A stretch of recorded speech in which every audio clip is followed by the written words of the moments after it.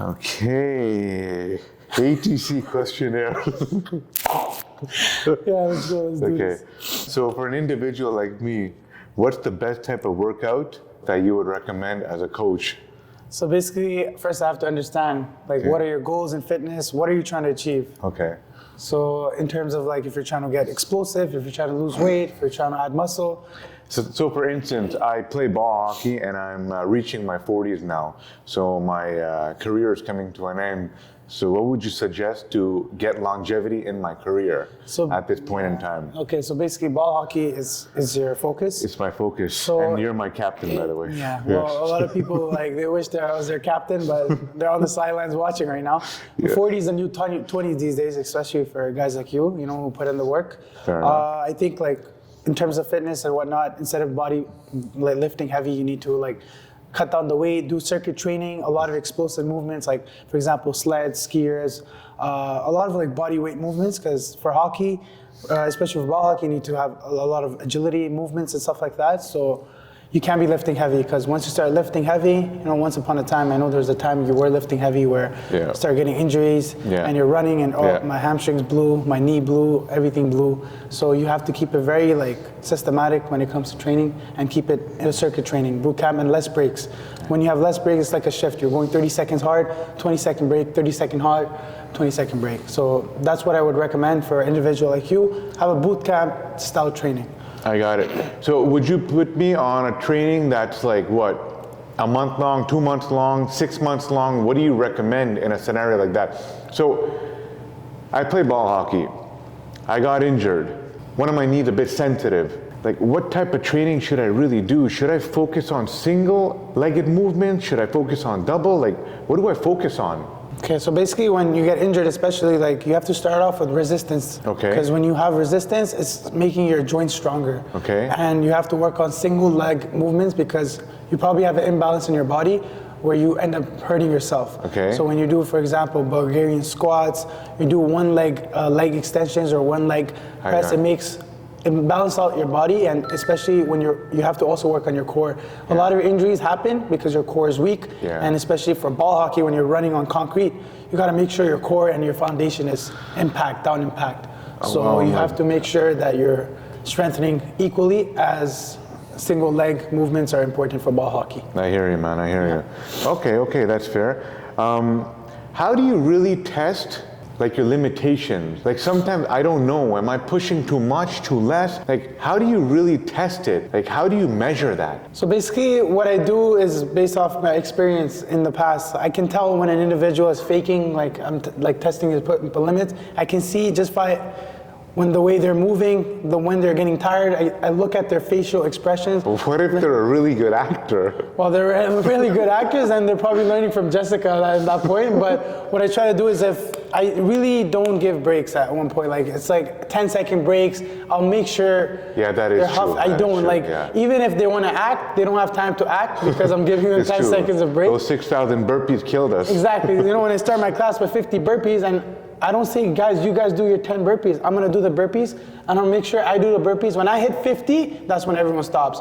So even if they wanna act, I get up, I look, they're not moving, I'm like, yo, let's go, get your ass down. Yeah. And that's it. So I can really push people's limits by just not giving them a break. And obviously, if I see the guys passing out, which happened here before when we're having like a circuit training or a group session ended, we're about to take a picture, and the guy is standing and he's just collapsed on the floor, like a little worm. So let's say it's the first time I'm kind of coming to your class, like, how do you measure how strong I am, how conditioned I am, how fit I am?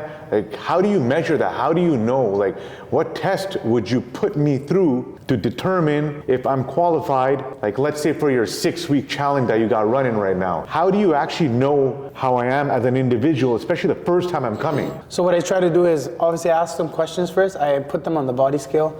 I check their body, their weight, and the body fat. I ask them questions like, when's the last time they trained or whatnot. Then when I tell them your first session, I will be watching you closely, and I will be giving you a little longer breaks, and I'm gonna see your form and your movements and see how much you can actually push and how much you can actually handle. I got it. Because there's some people, they come in with a lot of confidence, which is normal, which is good.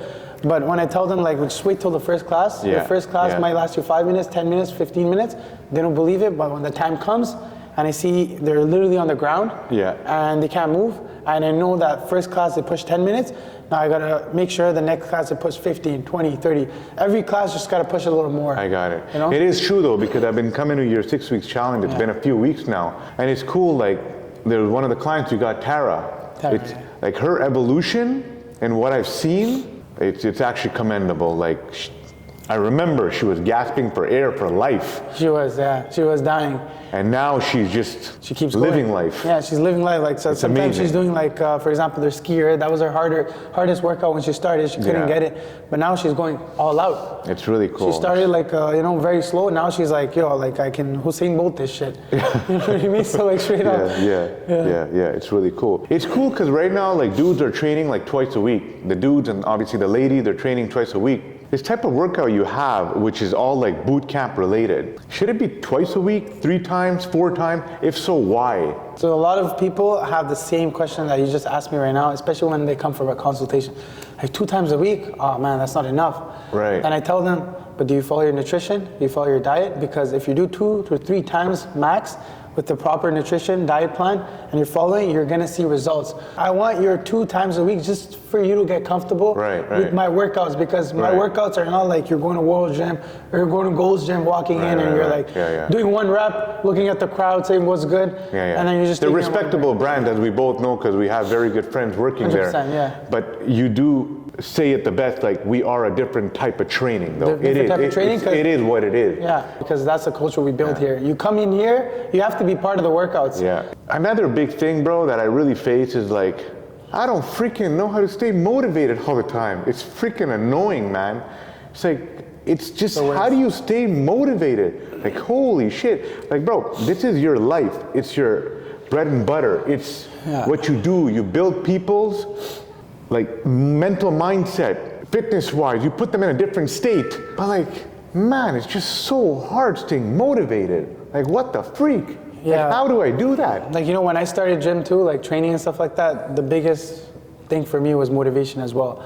Because first of all, when I would be going to a gym, I'd have to figure it all out, and like the movements and whatnot, I had no guidance. That's why the program that we have set up here is like, we have a team that's following up nonstop with you. So let me ask you a question. Yeah. So are you motivated by money? As in like, do you think you're this motivated to train and to actually help train people because you know you're gonna make money in the end? Is that what drives you, or is it something else? And be honest, bro. Like, be straight up about this. You gotta be raw now. For me, it's like I can relate to people, because there was a time where I was very depressed and I was in my own bubble, and I needed something to do where it would change my life. Right. And that's what drives me, because I see that in some people. Shit. And that's what's motivating me to change people's lives, because I want to make sure I have an impact on people's lives, because there's a time where I was all alone and there was no guidance, there's no help.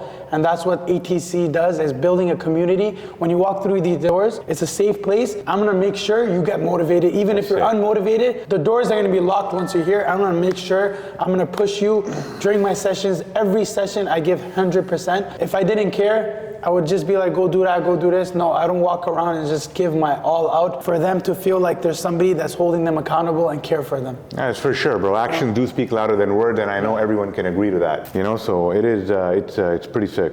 So I just want to finish off with like 2 more questions. Yes. Beginners, what are the common mistakes that they make? So me as a beginner, when I first started, I was just so like arrogant, so ignorant. It's like I thought I knew it all. I thought like, you know what, I know it all. Why do I need a trainer? Like, why do I need a dude that's gonna help me? Why do I need a guy, a coach that's gonna break my mental beliefs? Like, why? Like, why? So what do you notice in beginners that is a very common behavior whenever they walk through the door? What is it though? What do you notice in new people? So basically, I feel like when they walk in, they think they know it all, and they think like they need to overtrain. Like, for example, to see results, they're gonna be like, no, I'm gonna train 6 times a week. I'm gonna do 7 times a week. Brother, let's start with 1, 2. Let's get you consistent. Right. You know what I mean? Let's get you just comfortable with training, the movements and whatnot. Even for example, there are some people, they wanna go really heavy because they think like going really heavy on their first session is gonna make a difference. Right. But you gotta take it slowly, and step by step it will improve. You cannot just jump from point A to point Z, you know what I mean? You gotta work your way up. Right. And I feel like the amount of trainings that you gotta do per week. They think they gotta train every day to see results. Also, like they gotta lift heavy, they think, and they think like they don't want any guidance from anyone. They know what they're doing, and even for example, when it comes to form or whatnot, they wouldn't care about the form. They just want to see how heavy they can lift. So I think like people just need to like let their egos go and just have a guidance from experienced coaches that know what they're doing, just to help them get better. Yeah, because at the end of the day, that. I'm not perfect, but I know what I'm doing. When it comes to motivating people, when it comes to doing the workouts, when it comes to correcting their form, when it comes to giving advice, I know what I'm doing. So just listen and you'll see, you'll get the results, and it's not gonna take you right away. It takes step by step. It's just like work, you know, when your first day at work, you're going to work, you're not gonna be amazing at it. You're gonna build credibility and you're gonna get better over time. Same thing for fitness. I got you, know? I got you. That's sick, man. Do you offer like personalized like workout plans, or is it more like you kind of like to follow that boot camp mentality of rule for one, rule for all type thing? Like everybody just does the same workout? Or do you recommend it should be like personalized workout? Like what do you suggest in a case like that? You know what I mean? So for example, you got people coming to your classes. Yeah. Let's say a dude's got a busted hip. Let's say a dude's got a busted knee. Let's say a dude's got some sort of freaking shoulder pain. I don't freaking know. Do they all do the same workout? Well, or is it, how do you adapt to that in a boot camp setting? Like how do you actually adjust the workout in that moment? Makes sense, because I have situations like that where people have busted knees, people have busted nuts. Yeah.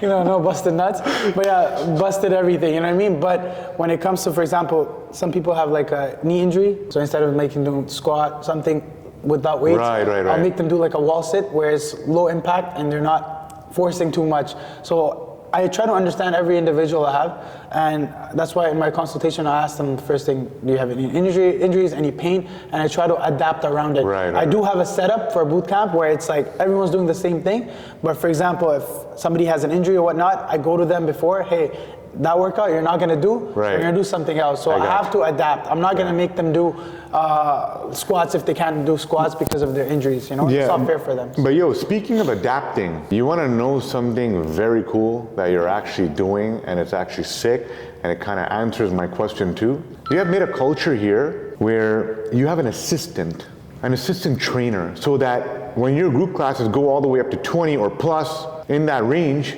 you actually have somebody walking around and looking at people on an individual level and actually looking at their strengths and weaknesses, and they're kind of helping them. So speaking of adapting, that's a really cool thing, man. That's honestly a really cool thing, and I think that really helps everybody, and I would say including me too. It drives me to do that extra push, that extra rep, and like people that are injured, you kind of help them out too and kind of keep them involved in the group class, which is cool. Yeah, I don't know if you agree with that, but I kind of observe that. I completely agree, because at a point my classes are getting too big, so I know that I need to have an assistant, because like I said, I ain't perfect. I'm not gonna have eyes everywhere, so I need another person looking out for other people. Yeah. So when I had an assistant, it made life easier for me, because when I would be watching other people, she'd be adapting, and if there's any person that can't push, and she'd like go there and like motivate that person just to push the extra limits on them, you know what I mean? So basically it helps, you know what I mean? For me, it's like I want to obviously give good quality work, but also like make sure that everyone's held accountable. For sure. Because sometimes I know when I'm not looking, they're cheating. But again, you're cheating yourself, you're not cheating me, you know what I mean? But if I have another trainer, you can't really cheat, because they're looking right at you and you have no choice but to just keep going, even if you're dying inside. I agree. You know what I mean? So 100%. That's sick though. Yeah, cool, man. We'll call it out for the day. Perfect, man. Let's fucking go. Let's go.